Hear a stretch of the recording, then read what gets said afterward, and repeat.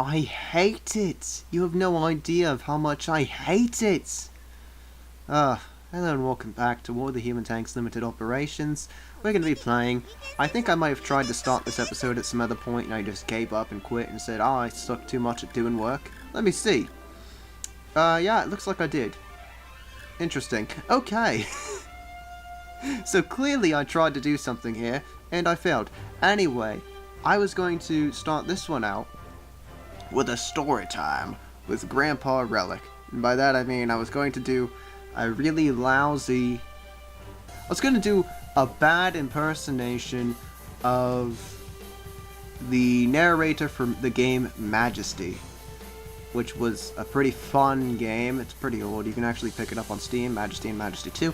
Anyway, I was going to do an impersonation of his impersonation of Sean Connery, because that guy, George Lawrence? No, it's not Laurent. I don't know his name. I haven't played Majesty in a really long time. I have to go back and play it, because that was actually a really fun game, but I've never played Majesty 2 yet either. I have to get to... I've never beaten the original Majesty. I got to a point where... This is completely irrelevant, but I got to a point where you had to fight necromancer characters, I believe, and it was just so damn difficult that I just couldn't beat it anymore.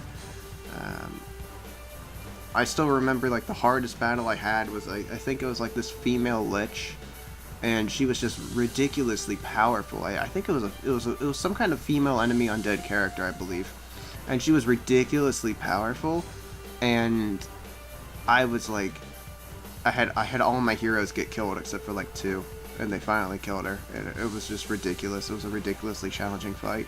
And the fight wasn't over when you killed her either, I don't think. I think that map went on just a little bit more, but you only had to beat, like, weenies after that, so it was okay. But, all my heroes were from one specific sect, too, because they were all, like, paladin heroes, because obviously I'm fighting undead, I'm going to use paladins. And it was just this brutal battle, and it was partially because it's very hard to get your heroes to roll out together. So they would be running in kind of like one by one, and it was just basically like, oh, please, survive until your buddy gets there. Survive until you get that backup, damn it. So it was a tough one. And once you lose your high-level hero, I think you can respawn them if you have the cash, but if you don't have the cash, you can't respawn them, they're just dead, and you have to basically recruit a brand new fledgling hero, and once she was out, this really powerful character, the boss, once she was out, the game got to the point where it was like, your level 1 heroes are just dead. They're not surviving anything. Okay, this is hard town. So, it was really rough, because once everybody was basically dead, I had 2 heroes left, and I think I loved those heroes, man. They earned their way into my heart. One of them was the paladin, and I believe the other one was a monk. Someone who resembles a monk as far as their character type, and I think the monks in that game were female. Yeah, and I was like, those 2 are badasses. They accomplished the feat. Good for them. Bravo, bravo.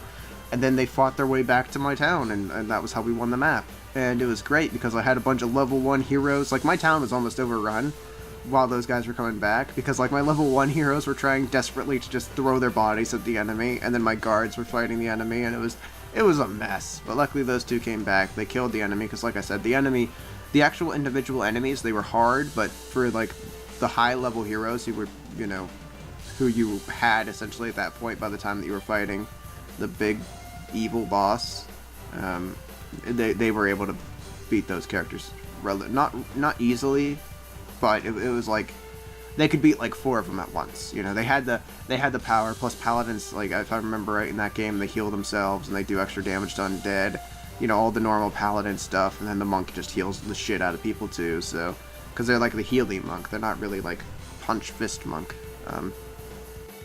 I think that's how it went. It was awesome, but that's where I got stuck in Majesty, because like the missions just became absurdly hard, and I was just like, oh shit, well, this is where I die. Gotta go back and play that. But anyway, the voice actor who does the narrator for Majesty has based his voice off of Sean Connery. And I used to be able to do a decent impersonation of his impersonation of Sean Connery, and I was going to do a story at the beginning of this Let's Play, of this episode. of Saint. I was going to talk about Saint George, but I was going to do it in an impersonation of his impersonation of Sean Connery. But I really can't do that voice anymore. Your Majesty. Like, that's the best I can do. It's horrible. I can't do a good voice for it. I'm just horrible. I'm shit at it. But I was going to do that. I was just going to tell you the story of St. George in that voice, just because it's just a kind of like fun diversion from what we're doing. And that might have been actually the end of the video, depending on how long it took. But I didn't do that, and now we're here. Neat, huh? Maybe I'll tell you guys the story of St. George at the end of the video. I'll leave you on a cliffhanger for that. Most people probably know it. And by most, I mean, you know, you can always look it up right now before I tell you. Wouldn't that be just disappointing and make me sad? I'm not even going to get it right. I don't remember the full story. It's been a while. But, yeah. Mission list. Last time, I don't remember what we did. I know we had audio issues last time because, and this is always my fault. Alright, I don't want my descriptions or anything else of what I say to make it sound like I'm making an excuse and that it's somehow not my fault. It's my fault, but I'll tell you guys why it's my fault. It's my fault because I'm recording not on a desk.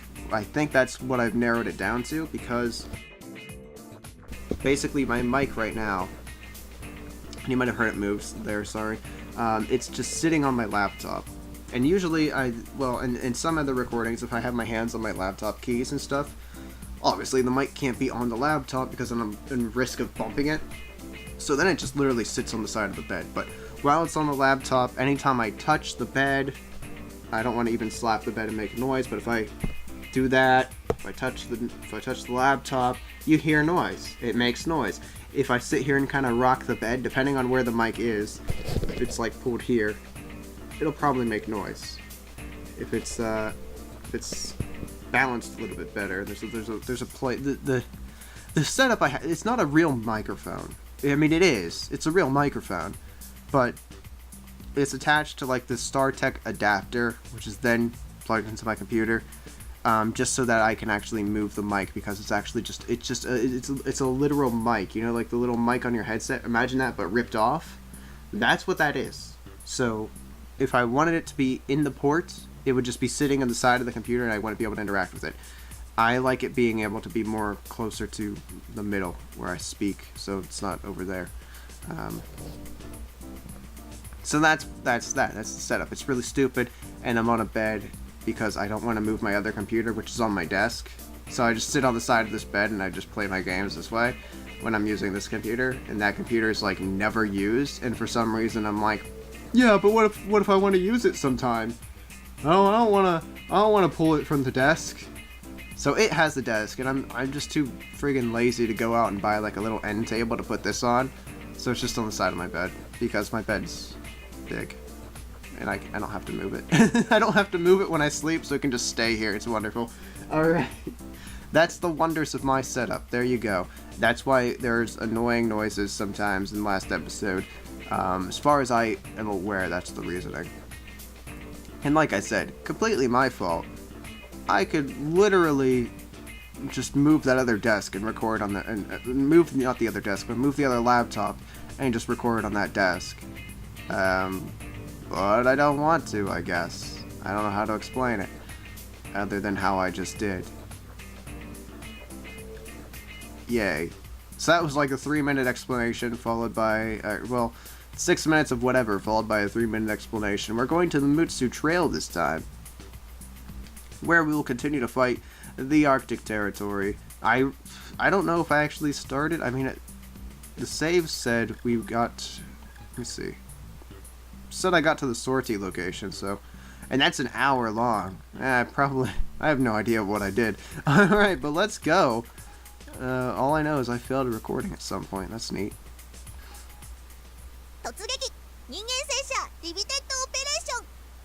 I was probably in some kind of mood or something, and I just was like, I don't like this, and then I quit. Like, Chapter 21. Commence the Northern Invasion. Because we haven't started the Northern Invasion yet. You know that whole part of where, you know, we tore down the wall, and we were like, hey, how's it going? You know, that part? Yeah. I figured that would have been, you know, commencing the northern invasion and stuff. But whatever, whatever floats your boat. Arctic territories, Mutsu Trail. We're finally on the other side of the Arctic line. It's time to invade the north. In order to advance further into the Arctic territories, also known as Mutsu, we have to break through this mountain ascent. It's possible northern forces are waiting in ambush. Let's proceed with caution. Neat. That's all the story I get. Alright, well, we got the gist of it. We're invading the north. We're not to the big bads yet. We don't get cool storyline. Got it. Understood. Roger that, Commander. We're finally in the Arctic territory. Enemy artillery tanks are everywhere. We'd better keep our guard up. Hey, you know what I like? I like themes. And I don't mean like... any theme, I guess, is okay. Themes are interesting whenever they're applied to games and factions and stuff. But I like the idea that... This is not what I want. I can't look at the map. Can I? Am I allowed to look at the map? Alright, we're not allowed to look at the map. Well, pretend the map is here. I like that we're in the Arctic territories and they're like, hey, this is a mountainous area. It's frozen north. Yada, yada, yada. Every time I say frozen north, I just think of Neverwinter. Remember the beginning of Neverwinter? That game is really good, by the way. Neverwinter is a really good game. But the beginning, the narrator's just talking about the frozen north. And Neverwinter and stuff, and it's just every time I say the Frozen North, I just remember the narrator because I just love Neverwinter. I played it so much. Anyway, it's way better than Neverwinter Nights 2. Neverwinter Nights 2 was like not as good as the original Neverwinter Nights, and also when I say Neverwinter, that's just short for Neverwinter Nights. I don't want that to be confused with the MMO because I've never played the MMO. I don't know anything about it. I was actually just really disappointed that they moved to an MMO format because I wanted Neverwinter Nights 3, and they didn't give me that. They went to the MMO, and that's just obviously MMOs make a lot of money and stuff, but it's always just sad when you're a fan of a series and they basically just move on and they kind of just ditch the series. And it's not, I don't want to play with other people. Neverwinter Nights isn't a game that I really want to play with other people for. I mean, I'm fine with it. Neverwinter Nights 2 had a co-op feature, and I would have loved to play with other people, like, on Neverwinter Nights 2, but I want to be able to play through a game and enjoy the story and everything without anyone else being there. I want to be able... I like single-player experiences. If the MMO was literally like, yeah, you can just have a single-player experience and you don't have to actually be on a multiplayer server, I would play it. You can have an MMO, just let me have the ability to play it single-player. That would be amazing. Guild Wars, the original one, and I've never played Guild Wars, the original one, but I've watched Zane play it a lot. It had a feature in it where you could have AI companions with you in a dungeon, which is awesome. That's a freaking amazing feature, that you can have AI characters with you for a dungeon, for a literal dungeon. And the idea is that you could play alone with these AI, and you could program the AI. From what Zane was telling me and from what I saw, you could tell the AI basically what to do and how to fight. And Zane had it set up because Zane's a genius and he's played like a shit ton of hours of Guild Wars. I can't even remember the outrageous number, and when I say outrageous, I mean it's a crazy number of hours that he put into Guild Wars. But he had a build for his AI characters that let him run the dungeons on the hardest difficulty. The hardest dungeons on the hardest difficulty. Solo. With just those AI characters. And that's absurd. No one really could do that. People begged him, tried to buy his build from him, and he would just be like, nah.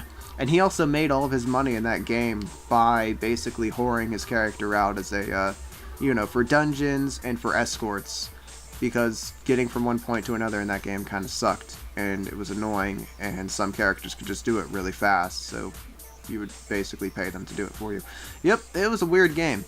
Alright, I watched Zane play it a lot, because he was obsessed with Guild Wars for a very long time, and I think he still sometimes goes back and plays Guild Wars, even to this day. He tried Guild Wars 2, and he played it during, like, the beta and stuff, but he got tired of Guild Wars 2 during that long beta phase, and then I think he went back to it very briefly when it was full released, but he didn't really, He likes Guild Wars, the original, a lot more. He still sometimes goes back and plays RuneScape. And it's not because he likes RuneScape. It's because he likes playing the market in RuneScape.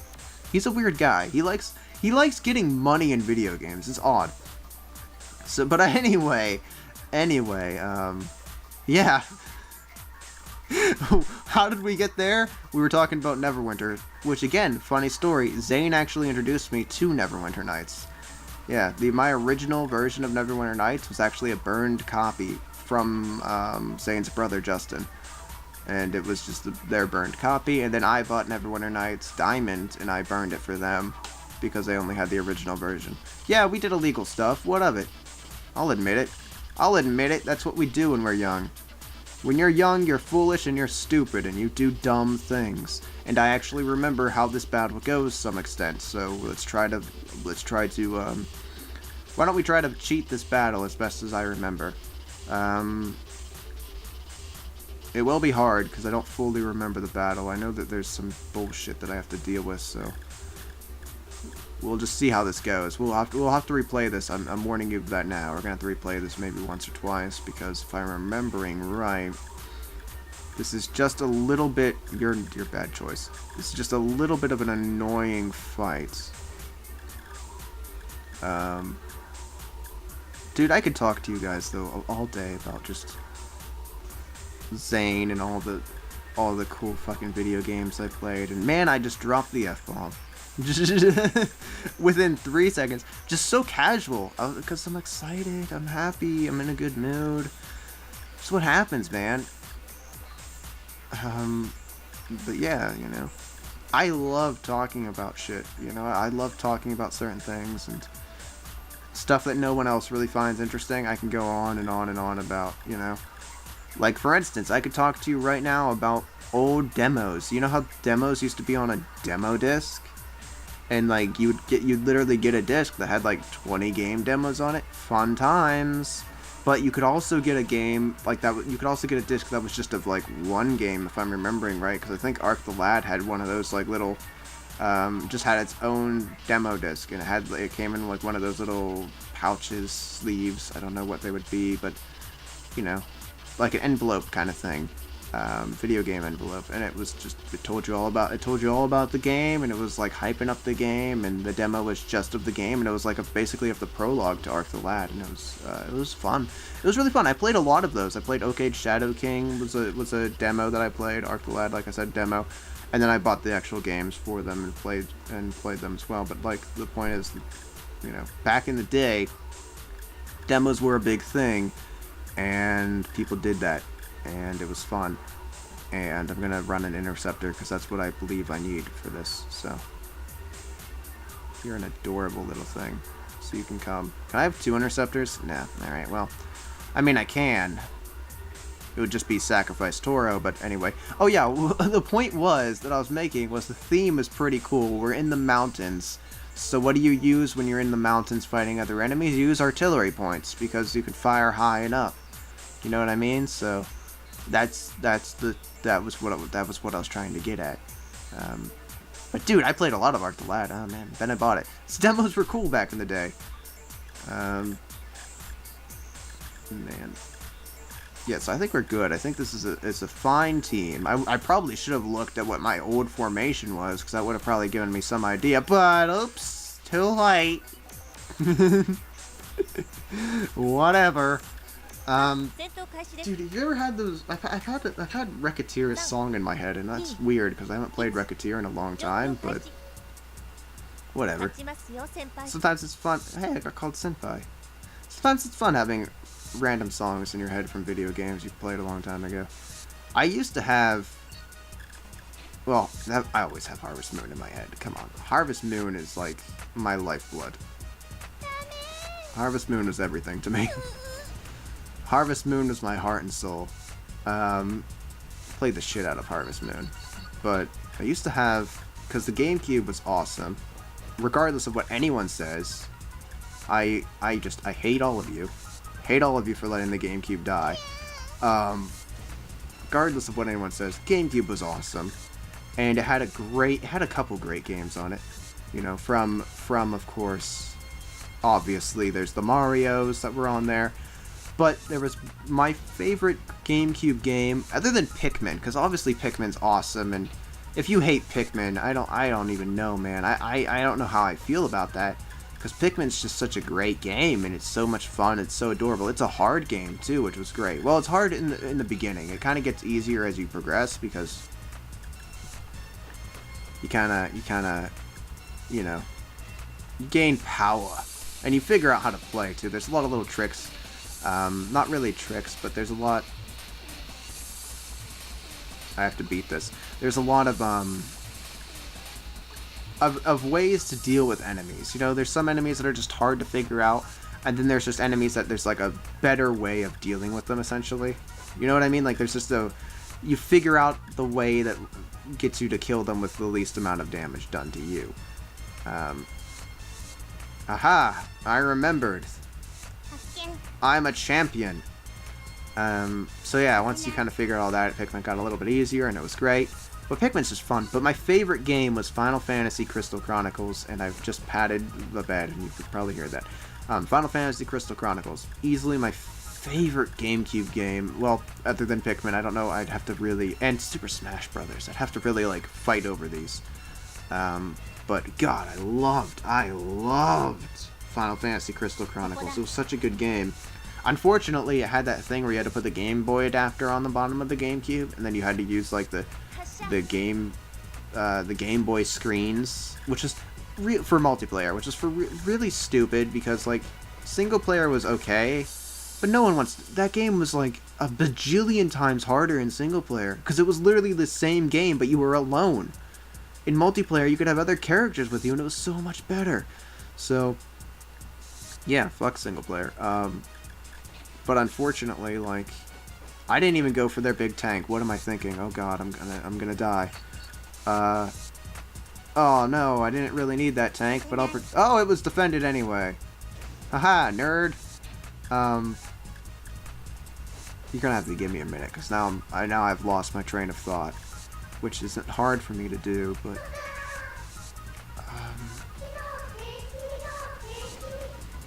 Yeah, it was the same game, but basically you were alone instead of having friends, and your town was your town actually was still populated. I don't really want to explain how the game worked, because that's not here or there. So but it was a fun game, better with friends, but unfortunately you had to use the Game Boy screens, and that was what if you paused and you were like if you paused and you were any player, as long as it was the multiplayer version, you used your Game Boy, like the game continued on the main screen, your TV screen, and you used the Game Boy screen as your item menu. So it was like you really quickly would, hit the pause button, you'd jump in and you'd shuffle through your inventory and all that, right? While everything was still going, all the chaos. And if you were playing single player, then obviously you only used your TV screen, and when you paused, the game just actually paused. But, man, it was a fun thing, alright? Look, it was so much better with friends, but you had to use that Game Boy. That thing sucked. It wasn't like, let's rephrase. It didn't suck, it wasn't horrible, but it wasn't great either, the Game Boy, connector thing. It really wasn't actually, I don't remember it being that expensive, and I don't remember it being too,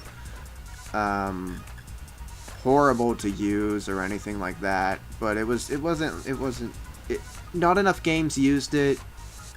It was kind of just one of those accessories that you just wished you didn't have to buy, I guess. I don't know really how to put anything, but I would, if I had the money, Final Fantasy Crystal Chronicles would 100% be just maybe even the first game like that I would throw money at a corporation for and just say, look, it's not, you don't even really need to like change anything about this game. I just want it ported to the PC. I loved it. There's no way of playing GameCube games unless you run an emulator these days, and it's like, or unless you still have a GameCube, or I guess the Wii lets you, doesn't it? I don't remember, but for that game where you needed the adapters for multiplayer, like unless you have a GameCube and Game Boy Advances, there's no way of playing it, right? So I would just love to see that game be brought brought to PC, be ported to PC in its original glory, and instead of, and obviously instead of using the Game Boys, you would just use your own screen without the game actually stopping, right? Like, it seems like it would port really well, but I don't know the actual code and technology and all of that of the GameCube. I don't know how well it would actually port, but in theory, you would think it'd port really well, and it would work perfectly on the PC, because basically, when you're in your options menu, you have a separate screen, it's your own PC.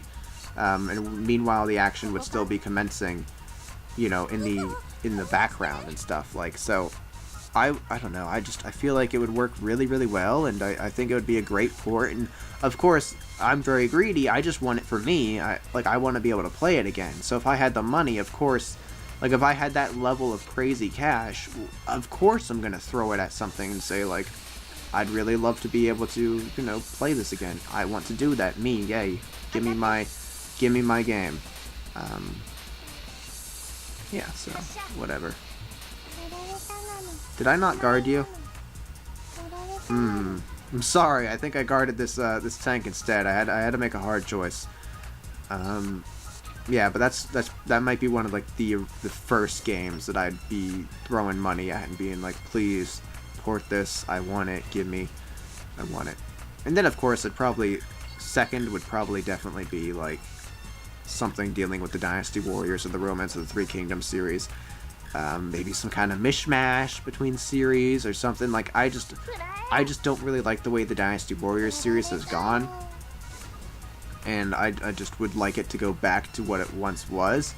But I also really love the Romance of the Three Kingdoms series, and I love the Dynasty Warriors Empires series concept as well, because it's very similar to, it's very similar to the Romance of the Three Kingdoms series, but it's not the Romance of the Three Kingdoms series. So I would love to see some more, like, work with those, and maybe going back to the older ways, that kind of stuff. So, I might be like, throw money at them and be like, hey, I know it's not, maybe you guys don't want to do it as an official game, spin-off title would be fine, I don't care, just give me something that fits more to my taste. If I had the kind of money, that's what I would do. I would throw it at shit and say, here, just make a game that tailors to my taste, because I'm giving you a couple million or some shit, Like, that's the level of money that we're talking about. We're not talking about, we're talking about, like, I can just bankroll something. Because that's the kind of money that I would need to do my heart's desires. Yeah, that's definitely one I would definitely do. I don't know how the Harvest Moon series has been. I haven't seen Harvest Moon in a long time. Haven't played it. Haven't touched Rune Factory in a long time. So I don't really know how I'd feel about if, like, I need an old Harvest Moon. Especially because the old Harvest Moons, you can play them on the modern systems. Like, I can play Harvest Moon Back to Nature on my PlayStation 3. I could play Harvest Moon, the GameCube one, whatever that one was called, Harvest Moon: A Wonderful Life. It was originally for the GameCube, and then it was re-released for the PlayStation 2, except it had Heaven mode on the PlayStation 2. And you could also sell your goat, which was a bug in the GameCube, that you couldn't sell your goat after it stopped producing milk and became worthless. But who would... I kept my goat. It was a beautiful little thing, and I loved it. Alright? It gave me a year of milk. I know it was financially not worth keeping anymore, but I still loved it. Alright? But anyway, the PlayStation 2 version fixed some bugs, and it added that you could marry Lumina, who was honestly, a very young-looking character, and it kind of made me feel really weird whenever I did do that, because it was like, she's really young, and I don't know, it just made me feel odd. But they added that, and you could have a female kid. You could have a daughter, as opposed to the male kid, a son. So that was cool. I really liked that feature as well. Yeah, good times. But I think they took out the cheating that you could do. If in the GameCube there was a cheat that you could put in to kind of help you out, and I don't remember what that even was, but I think it just gave you a shit ton of items. I don't believe you could do that in the PlayStation 2 version. But anyway, what I'm saying is, like, we still have older Harvest, like the old Harvest Moons still, I think they hold up. I bought Back to Nature. I bought Wonderful Life. Wonderful Life's not that good. It is fun for a little bit, but then it gets really annoying when you're trying, because the mechanics in that game aren't very good. So, the actual farming and just everything just it's a very long day, you know. It doesn't translate well to video game. Back to Nature is much better. So yeah. No. Oh. For the king. Oh shit. Well. I think I fired over here before, and I didn't find anything, but, oh, never mind, I lied. We're good, that's the second commander. Okay, so my original thought of both commanders being back here was, quite frankly, correct, and I got the achievement, No Time to Explain, and I'm going to assume that achievement is for literally winning on your last turn, because if I had missed that shot, the battle would have been over. That was my last move, so I think that's what got me that achievable. Yeah! Rank us! I won't have to come back here! With the contribution of the 4th Imperial Armored Corps, the Royal Army succeeded at breaking through the Mutsu Mountain trailhead. But a bigger challenge lies in wait, and the I almost called them Arabian. Sorry, I'm thinking about Neverwinter Nights, or not Neverwinter. I was thinking about Age of Empires because it's, look, it doesn't matter. But a bigger challenge lies in wait, and I almost did it again. And the Arctic forces are expecting them. Not Arabic. God dang it. It's Age of Empires. I think that has... Yeah. Yeah, it definitely does. It has Crusades as a scenario in it. Back in the day... Okay, so I played Age of Empires a lot. Age of Empires is another great game. Used to be, like... A lot of my historical knowledge just came from Age of Empires, because literally that's what the missions were. It was great. It was great. Anyway, enough of reminiscing and all of that. This isn't really the place for that kind of thing, but it was okay because most of it was done during the campaign, I suppose, but still, I don't know. I don't know how to feel about stuff. I like, obviously, doing things for me, essentially, you know, but I know that there are people who come to these things and it's like, who watch Let's Plays in general. Hopefully not mine, because they'd be disappointed. Who watch Let's Plays in general just for the game and the story and all that. And it's like, I hope that's not why you come here, because that's not the thing I do, but then there's the part of me that's like, that should be kind of more, I should make it more accommodating to them as well. But I don't know, it's a constant battle of thought that I have in my head, I guess. I don't know what you'd call it. But anyway, that's this episode done.